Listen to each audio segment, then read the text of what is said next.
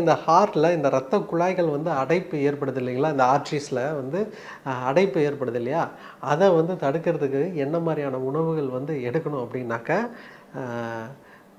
அதாவது வந்து vitamin கேவும் ஜிங்க்கும் nitrate இது 3 தான் இந்த இரத்த குழாய்களில் வந்து இருக்கிற அந்த அடைப்புகளை வந்து கிளியர் பண்ணக்கூடிய உணவுகளை.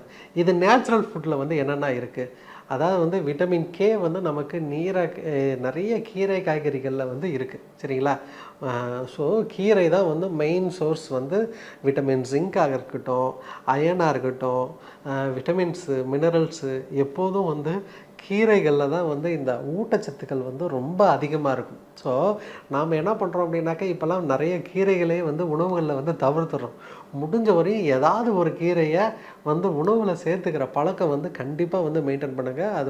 அதில் வந்து கீரைகளில் நிறைய ஊட்டச்சத்துக்கள் இருக்குது. உண்மையிலே இந்த ஹார்ட்டு சம்மந்தமான இருக்கிறவங்களுக்கு கீரை வந்து நல்ல உணவு. ஏன் அப்படின்னாக்கா, நமக்கு ரத்தம் உறைதலில் முக்கியமாக வந்து பயன்படுறது வந்து விட்டமின் கே சரிங்களா.